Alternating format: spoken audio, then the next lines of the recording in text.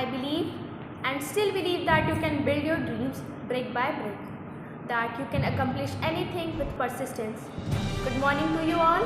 This is Vista Media Club and today I am Tanishi Chauhan of grade 8 is here with an interview session with Vibha Goyal, President of Azamgarh, who runs an institute named New Kala Kendra.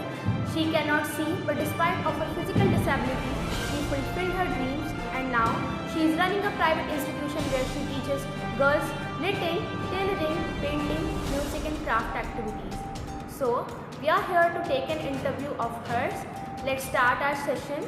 So, Vibha ji, we are going to ask you some questions from you related to you and your hard work. Let's proceed with this. अपने एंचो के बारे में कुछ बताइए। तो मैं ये बताऊंगी, जैसे मेरी संस्था न्यू कला केंद्र समिति है। 2000 में मैंने अपनी संस्था की नींव रखी और मैंने ये सोचा था कि चलो बच्चों को कुछ सिखाया जाएगा, सिलाई कढ़ाई मेहंदी पेंटिंग इस तरह करके जो मुझे वर्क आता था वो मैंने स्टार्ट किया। 22 सालों से मैं अपनी संस्था पे काम कर रही हूँ। आज बहुत सारे बच्चे महिलाएं लड़कियों को हमने सिखा के एंटरप्रेन्योर भी कराया और बहुत लोग काम भी करते हैं। इस तरह मैं अपनी संस्था पे काम कर रही हूँ। आप अपने कुछ संस्था के बारे में बताइए। संस्था के बारे में अगर मैं बताऊंगी तो संस्था हमारी जो काम कर रही है वो संस्था हमारी बच्चों को सिलाई कढ़ाई mehndi painting dance music beautician instrumental सभी तरह के वर्क को सिखाते हैं। आपको अपने न्यू कला केंद्र को शुरू करने की प्रेरणा कहाँ से मिली? हाँ, न्यू कला केंद्र समिति को सीखने के खोलने की जो प्रेरणा मिली, एज ए मतलब मैंने पोस्ट ग्रेजुएशन कंप्लीट किया था और मेरे फादर के एक फ्रेंड थे, उनकी वाइफ आई थी। उन्होंने कहा कि जैसे अपने बच्चे क्या होते हैं कि घर पे कुछ बनाया तो नहीं, आंटी अंकल आते हैं तो दिखा देते मैंने ये बनाया, आप लोग भी बच्चे भी स्कूल के सभी लोग बनाते कुछ हैं तो दिखाते हैं। तो मैंने भी ऐसे कुछ कार्यक्रम कुछ चीज़ें क्राफ्ट में बनाई थी और मैंने दिखाना शुरू किया। तो उन्होंने कहा पढ़ाई पूरी कर ली हो और इसको कुछ सिखाओ बच्चों को। तो पहले तो ये लगा कि नहीं कुछ नहीं कर पाएंगे, कैसे करेंगे, पेरेंट्स ने परमिशन देंगे तो, लेकिन मेरे पेरेंट्स ने मुझे परमिशन दिया कि आप करो और मुझे उन्हीं से एक तरह से कह सकते हैं प्रेरणा मिली और मैंने उसको स्टार्ट किया काम करने खातिर। और इसके बाद धीरे धीरे बहुत सारे महोत्सव वगैरह में कार्यक्रम, जैसे 2002 में बड़ा महोत्सव लगा, उससे मुझे बहुत इंस्पिरेशन मिले। और ज़िले में बड़े व्यक्ति हैं सुदर्शन दास अग्रवाल जी, आज हमारी संस्था के अध्यक्ष हैं, उनका परिवार, और वो मुझे बहुत इंस्पिरेशन, आज भी बहुत इंस्पिरेशन वो मुझे देते हैं।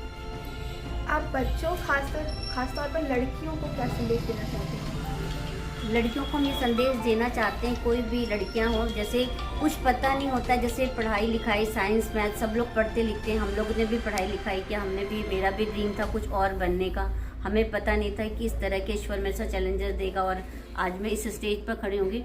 तो मैं ये कहती हूँ कि जिस चीज़ में मन लगे, जो अच्छा लगे करना, वो सबको चाहिए टाइम का। जैसे आज बच्चे महिलाएं लड़कियां जो हैं सब कुछ अपने मोबाइल के अंदर हो गए, तो उससे थोड़ा सा बाहर रख करके अपने समयों को वहाँ पर लगाएं जहाँ से उनको कुछ चीज़ें अच्छी निकल के आए। जैसे ज़्यादातर क्या होता है, कुछ नहीं मिला तो मोबाइल पे गेम खेलना है, तो वो क्या हुआ कि हमने अपने समय को वेस्ट किया। तो मैं मैसेज यही देना चाहूँगी कि डोंट वेस्ट टाइम, अपने समय को वेस्ट ना करें, समय ही कीमत है, समय ही धन है।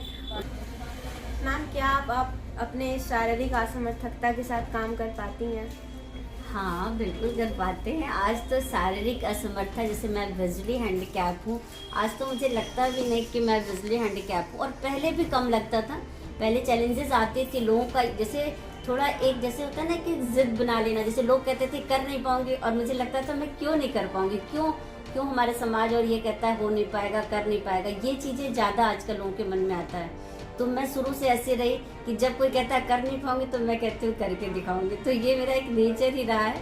तो उस नेचर के अकॉर्डिंग मेरे को चैलेंजेस पीछे रहती है और बाकी सारी चीज़ें आगे आ जाती है। तो पीछे मैंने उसको छोड़ती, मैं चैलेंजेस को आगे आने देती ही नहीं हूँ कि मैं मसली विजुअली हैंडीकैप हूँ, मैं देख नहीं पाती हूँ, तो मेरे लिए सब कुछ कठिन है, तो मैं उसको आगे आने ही नहीं देती। आपको अब तक कौन कौन से पुरस्कार मिल चुके हैं?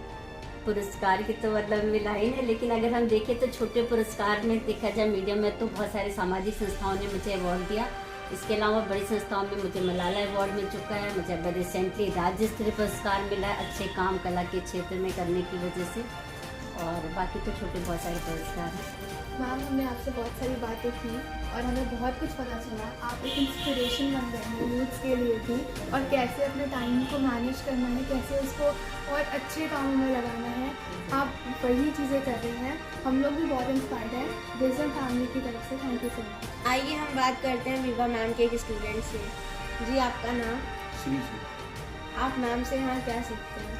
मैं मैम से यहाँ डांस सीखता हूँ, म्यूज़िक सीखता हूँ और स्केटिंग वगैरह और क्राफ्ट भी सीखता हूँ। आप यहाँ मतलब कितने साल से सीख रहे हैं? मैं यहाँ पे 5-6 साल। तो जो चीज़ें आपने यहाँ सीखी हैं वो आपको ऐसे लाइफ में कभी काम आई?